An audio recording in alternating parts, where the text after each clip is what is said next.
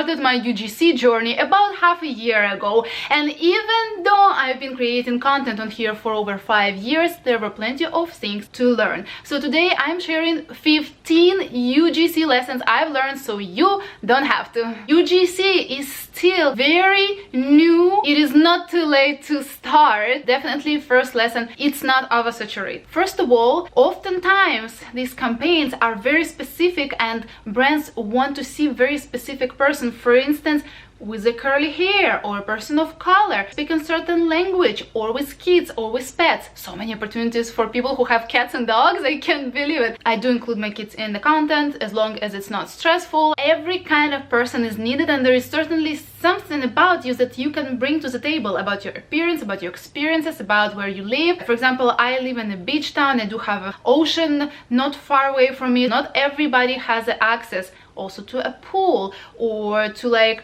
good weather almost year round if you need to film outside. So you will certainly find gigs for you and you'll be valuable. And besides that, UGC industry is like part of a whole content creation industry, social media industry, and that is growing rapidly. More and more advertisers, companies turn to UGC because that's what's working. Don't hold yourself back, jump on that journey, start before you're ready, because that was my mistake. First of all, I found out that UGC is a thing August last year. I started like 5 months later, so I could have been creating that content all along, because you really don't need anything to start. You just start and then you build from there. Even if you don't have a portfolio, you can start creating and getting paid even some little money while creating your portfolio. You're actually building up the reviews, you're actually building the experience of actually working with brands, versus creating your portfolio from the things you can find in your home, which is also okay. But if you think you're not ready, no, you are ready.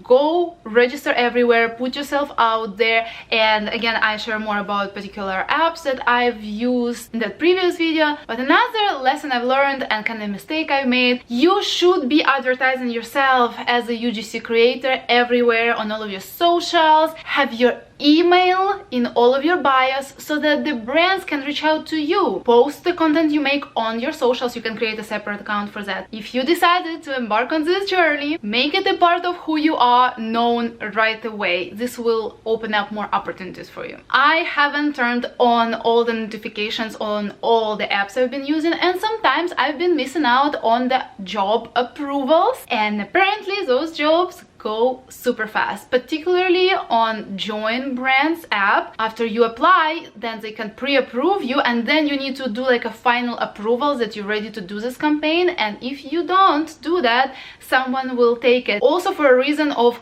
being a quick responder, which anybody would love. And on Instance, for instance, they even can give you a fast responder badge, which also gives you a little more credibility.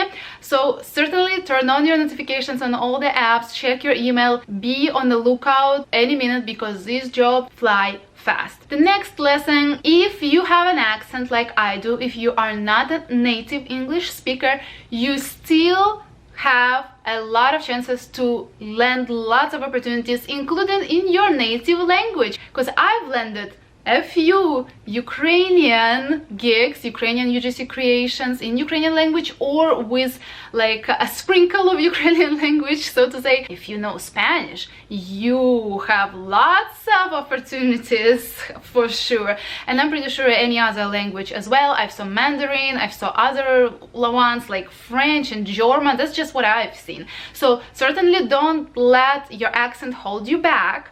And besides that, I have been doing English speaking UGCs, commercials, videos. I like to think that my English and my accent is okay, and most of the brands think so. I'm pretty sure there are some brands that don't like it, that's why they don't pick me, but I can compensate. Next mistake I have been making, or almost made a couple of times, is being afraid to take on new kind of products to work with. For instance, for me it was like beauty segment. I'm not like a beauty blogger. However, I was selected by a brand that I first applied for, so I took some courage and applied for pretty much anything that I can virtually do. Even if I don't have an example of that kind of work, even if I don't maybe believe in myself much, but virtually I can do that. Like, I can show this mask, or I can show this lipstick, like I can do it. And if brand thinks that I'm capable and that's what they want, go for it. And that's what happened with me once, and I've got a really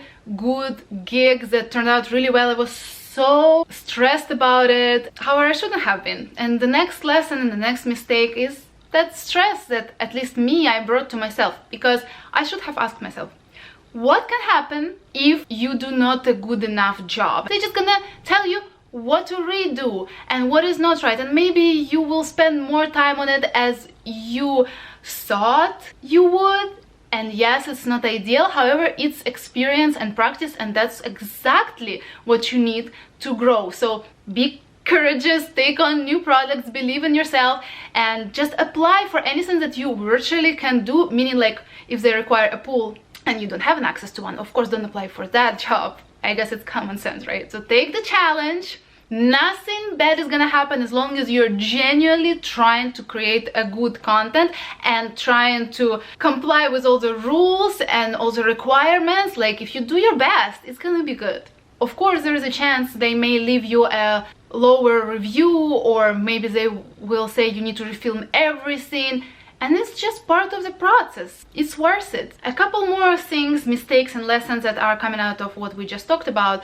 First of all, on the apps, oftentimes they have rules about how many revisions brand can ask for. On Incense, for example, there is a total of 3 revisions they can do. You need to see, you know, what you agree on and what brief says, and it all really depends on each campaign and each gig. However, if you are doing UGC with a brand over the email who reached out to you, what I like to do and what I've learned, I mention right away that the price I charge includes only 1 editing revision, because refilming requires a lot more time and a lot more effort. So another lesson I've learned, that to avoid refilming and re-editing, try to approve everything with the brand. In case they didn't give you an exact script, write that script, and before filming, submit it to them and get their approval, so that you don't run into troubles like I did once. Refilming and re-editing, especially refilming, is like the worst. Then some jobs may not even make any sense financially by hour. Another thing that is important to mention, and one lesson I've learned, that yes, you do want to apply for as many things as you can virtually do. However, there are certainly some things that you just don't stand for, or you don't want to promote. For instance, I don't take on any alcohol jobs. Also, there are lots of like things where they would ask you to show before and after, like if that product did it.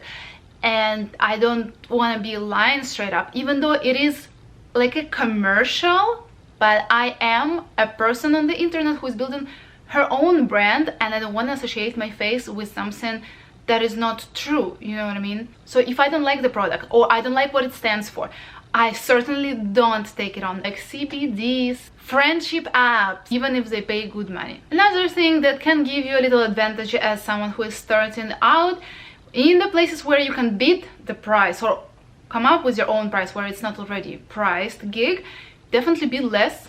And if you have an access to chat with a brand right away when you apply, definitely mention that you have a quick turnaround time, if you do have that time, obviously, because a lot of bigger UGC creators, they are booked up, and oftentimes they would request like 2 weeks to complete the project. You can tell them that you can do it in 3 business days after product arrival, or in 2, or even at 1, however you are able to do it. So try to pitch your strong sides, and the quick turnaround time and the price would definitely be it.